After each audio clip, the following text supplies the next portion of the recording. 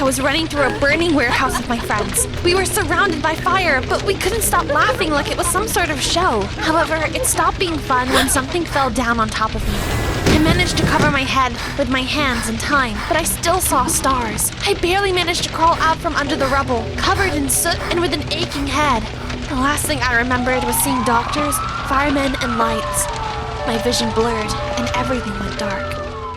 Hi, I'm Miley, and my life was far from ordinary. Sometimes I think that I could have just stayed home, doing math homework or watching TV shows like a normal teenager. But no, I was always getting into trouble. I woke up in a hospital. My head was covered in bandages. I saw my parents. As expected, they didn't throw their arms around me with tears of joy. No, they yelled at me. I'm so ashamed of you. Your friends are such scoundrels. Thanks, Mom and Dad. Here I was in a hospital bed, but all they did was scold me. You are so boring. Always have been and always will be. When I got home, I finally looked at myself in the mirror. There was a huge scar on my forehead, and half my head was bald. It looked so creepy, I almost screamed. That day, I decided my scar looked way too ugly, and I couldn't let anyone see it. I stole a wig from a store and wore it everywhere. But that was just the beginning. A couple of days later, cops rang our doorbell. Miley Hobson, you're under arrest. All because we'd set a warehouse on fire. We were just having fun. Unfortunately, it turned out there had been a security guard at the warehouse and he had been badly injured in the fire. I saw his grandson at my trial. His name was Thomas, and he was a year or two younger than me. Thomas didn't look up from the floor, but I doubt I would have been able to look him in the eyes anyway. But of course, I pretended I didn't care. I was found guilty, but since I was a minor, I was just sent to a school for troubled teens. The kids were a lot like me, and everyone was trying to act like the top dog. Meanwhile, my parents had it even worse than me. The people in our town whispered behind their backs and avoided them. Soon, Mom and Dad were fired. We'd never been rich, but after that, I have no idea how they got through all that. But do you know what the worst thing was? I hardly even thought about them. The only thing I cared about was my scar. My hair wasn't growing back, and without the wig, I looked like a monster. A whole year went by. As soon as my punishment came to an end, my parents announced, We're moving. Naturally, I threw a fit. I didn't want to leave my friends or start over in a new place, but my parents were adamant. It's for your own good. The town we moved to was small. I didn't want anyone to know the real Miley and even came up with a new name for myself. Why did I do that? I didn't know yet. Maybe to look cooler, or maybe to escape from my old self. Right after we moved, my parents enrolled me in a new school. Miley, we want you to clean up your act. Forget about the past and start over. Sure, I nodded, but thought to myself, yeah, right. Start over? I just got here. I don't have time to think about that. I need to make some friends first. That didn't take me long. There are always suspicious kids up to no good in any town. As soon as I saw them, I knew we would get along. Troublemakers were more fun to be around than nerds. As you might have guessed, I fell in with a bad crowd again. Parties, vandalism, well, you get the idea. I kept thinking about my scar. Of course, I was wearing a wig, but I was still annoyed that I had that stupid mark under it. One day, I was Googling possible solutions and found out about a procedure called laser resurfacing that could erase it. It sounded perfect, but there was one problem. It cost like a trip to space. I asked my parents for money anyway. Miley, your mother and I just got new jobs. Our salaries are small, and we have to pinch pennies just to get by. Right, like I'd believe that. They were just being stingy. I got mad and decided I would get money without their help. My new friends and I started a business of sorts. We sold knockoffs and stolen goods. Each time I got some bills, I put them in my piggy bank. I had one goal, removing my scar. Sometimes my buddies would say, Come on, it looks cool, like you're a pirate or something. I still didn't like it. I wanted to get rid of it no matter the cost. One day, the dumbest thing happened at school. I was doing something at recess. I think I was chasing after my classmates, and the wig fell off my head. Everyone froze. What's that on your forehead? I panicked. Could I tell them the truth? No way! Without really thinking about it, I blurted out, Oh, I saved a child from a fire a couple of years ago. The kid's fine, but I got hurt. Even as I was saying that, I thought everyone would laugh at me. but their reaction surprised me. Wow, you're a hero! That's so cool! Everyone went crazy. I got invited to the debate club, the teachers started to respect me, and I was even elected school president. And you know what? I liked it. At first, I didn't take any of it seriously, but then I grew to like the fact that I wasn't just some girl in a wig, but an important part of the school community. Of course, that didn't mean I stopped hanging out with my friends. I led a double life. During the day, I was a goody two-shoes, a heroine. But in the evenings, I lied, stole, and got up to all sorts of goods. It was like a game, and I was thrilled that no one had any idea about it. A couple of months went by, and I realized that I liked being good. I took my studies seriously, and I even ended up getting good grades in math, even though I used to hate it. As for my friends, well, they stayed the same.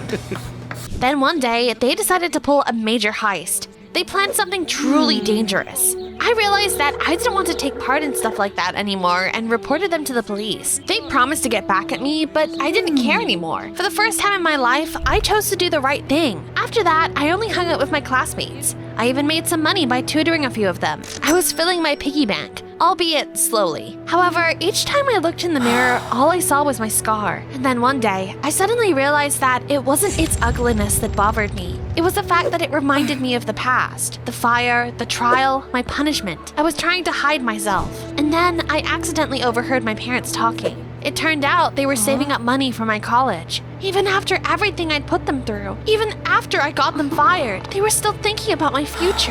And you know, I realized they weren't boring at all. They just cared. And I was too blind to see that before. Things seemed to be looking up, but then life decided, let's give Miley more lemons. One day, a new kid showed up at school. As soon as I saw him, my heart sank.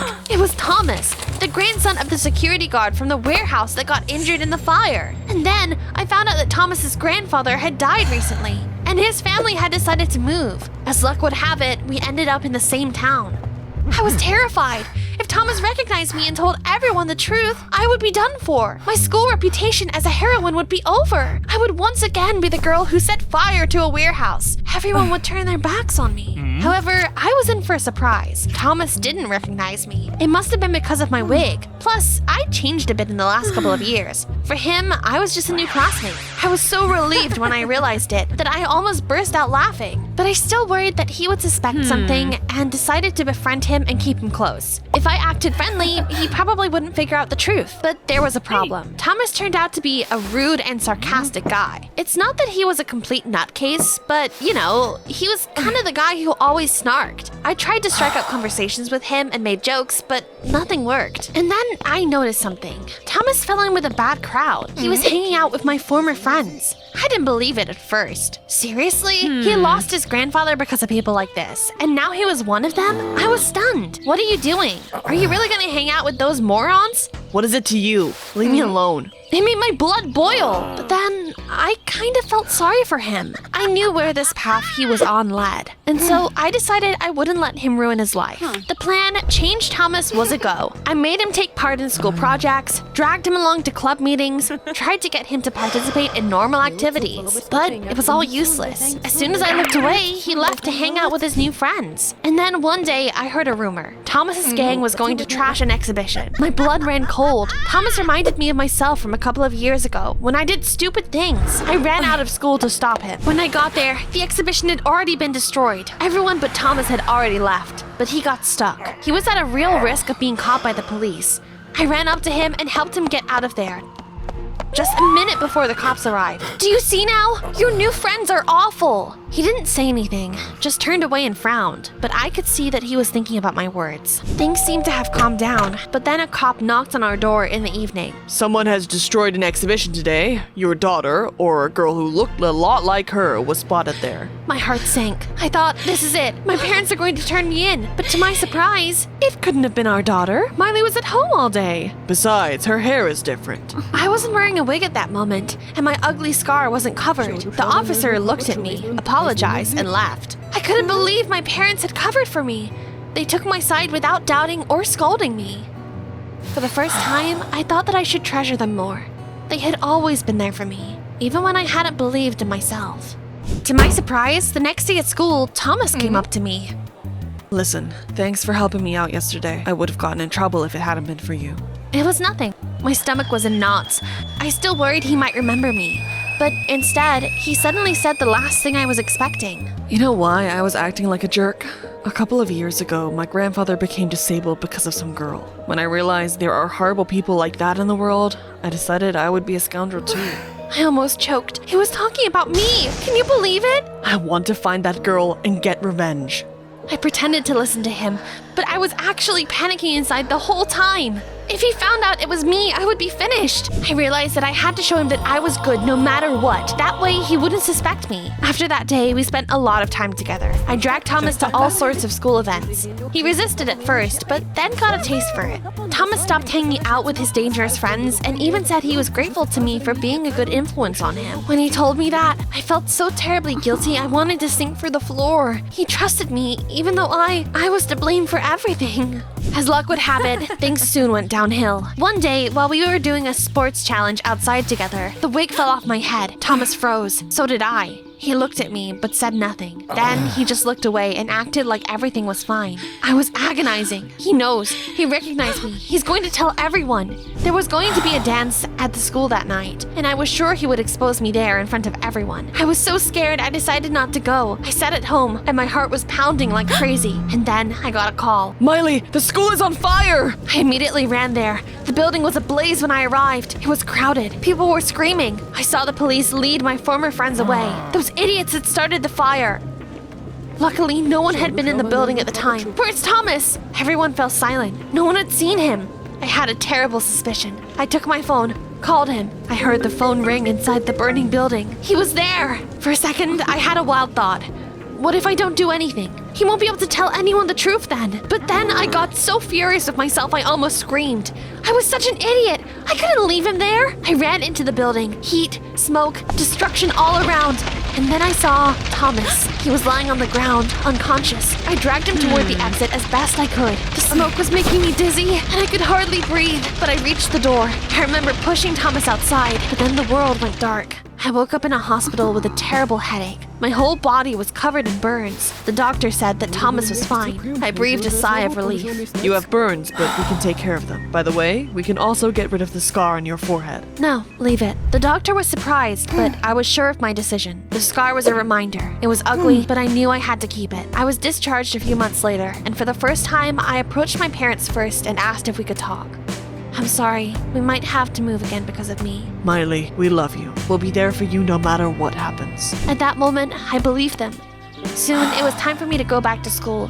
I was mentally preparing for the worst. I thought Thomas had told everyone the truth and that I would be hated and judged. However, when I walked into the classroom, everyone stood up and started to clap. I was blown away. They called me a hero. They praised me for saving Thomas. He came up to me and said softly, I recognized you. My grandfather got hurt because of you. But you saved my life. I forgive you.